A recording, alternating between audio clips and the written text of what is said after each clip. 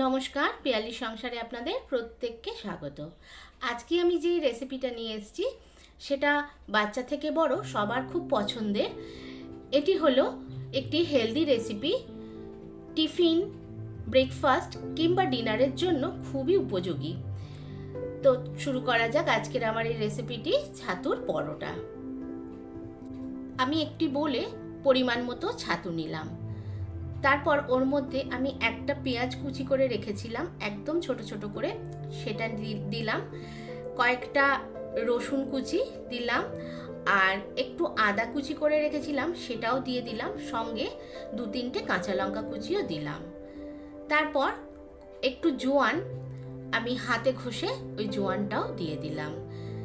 তারপর পরিমাণ মতো লবণ।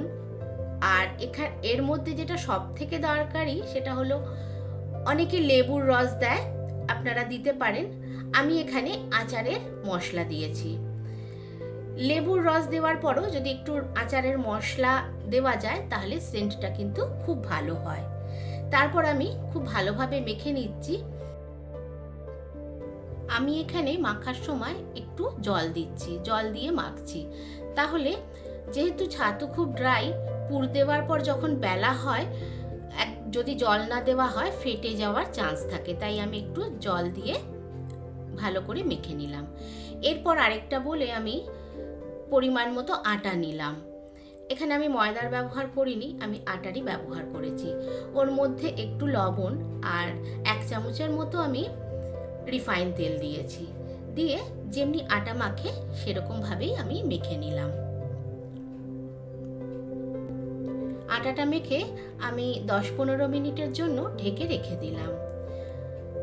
তারপর 10-15 মিনিট পর আবার ভালো করে একটু মেখে নিয়ে আমি লেচি কেটে নিলাম। লেচিটা রুটির মতনই হয়, তবে আরেকটু যদি বড় করেন তো করা যেতে পারে, অসুবিধে কিছু নেই। একটু মোটা মোটা বেললেই কিন্তু ভালো লাগে খেতে। আমার লেচি করা হয়ে গেছে। এরপর একটা লিচি বার করে ওটা আবার ঢেকে রেখে দিলাম, কেননা ড্রাই হয়ে যায় আটাটা। এরপর আমি যেমনি পুর ভরে ওই রকম একটি বাটির মতো তৈরি করলাম। আর দেখুন, আমি যেহেতু জল দিয়েছিলাম একটু বেশ আঁট হয়ে গেছে ছাতুটা। ওইভাবেই আমি একটু চেপে চেপে ভেতরের মধ্যে দিয়ে আমি ভালো করে রোল করে নিচ্ছি।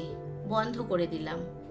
ঠিক আমি যেভাবে করছি ওই রকমভাবে করবেন, কোনো অসুবিধে হবে না। তারপর একটু আটা কিংবা ময়দা দিয়ে বেলে নিলাম।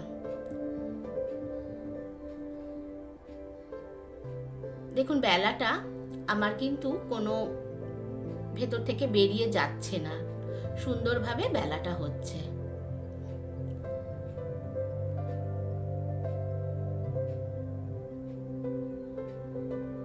আপনাদের দেখানোর জন্য আমি আরেকটা দেখাচ্ছি। ছাতুতে জলটা দিয়েছি বলেই কিন্তু সুন্দরভাবে ছাতুটা ফেটে যাচ্ছে না, সুন্দরভাবে হচ্ছে আর কি বেলাটা।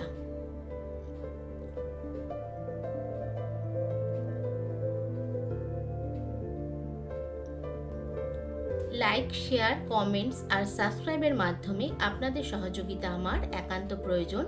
আর চ্যানেলটিকে এগিয়ে নিয়ে যেতে আমার সঙ্গে থাকার অনুরোধ রাখলাম।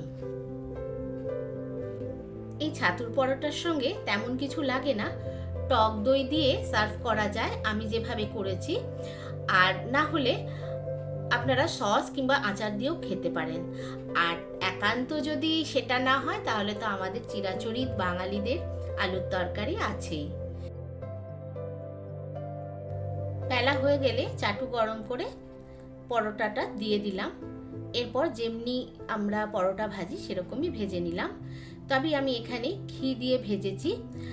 আর ছাতুর পরোটা তবে সর্ষের তেল দিয়ে ভাজলে কিন্তু বেশি ভালো লাগে। আমি এখানে 2 রকমই দেখিয়েছি, আমি প্রথমটা ঘি দিয়ে ভাজা দেখিয়েছি, পরেরটা সর্ষের তেল দিয়ে। আপনাদের যেটা ভালো লাগে আপনারা সেটাই করবেন। রিফাইন তেল দিয়েও ভাজা যায়। আমার রেসিপি আপনাদের কেমন লাগছে কমেন্টস করে অবশ্যই জানাবেন। আর এরপর আমি দই দিয়ে সার্ভ করেছি। দইটা মধ্যে যদি আপনারা বুন্দিয়া রায়তা করেন একটু, সেটাও ভালো হয়। কিংবা আমি শুধু দই, একটু চাট মশলা, একটু গোলমরিচ, একটু লঙ্কার গুঁড়ো সব দিয়ে, একটু বিট নুন, যে যেমন খাবে সেরকম দিয়ে সার্ভ করা যায়। দেখুন, এটা আমি সর্ষের তেল দিয়ে করছি। সর্ষের তেল দিয়ে ভাজলে না খুব সুন্দর একটা গন্ধ বেরোয়। ছাতু আর সর্ষের তেলের সঙ্গে অদ্ভুত একটা সুন্দর গন্ধ তৈরি হয়। আপনারা এইভাবে করে দেখবেন, আশা করি আপনাদের ভালো লাগবে। তাহলে আজকের মতো আমি রেসিপিটা শেষ করলাম। দেখা হচ্ছে আমার নেক্সট রেসিপিতে। আপনারা সবাই ভালো থাকবেন। নমস্কার।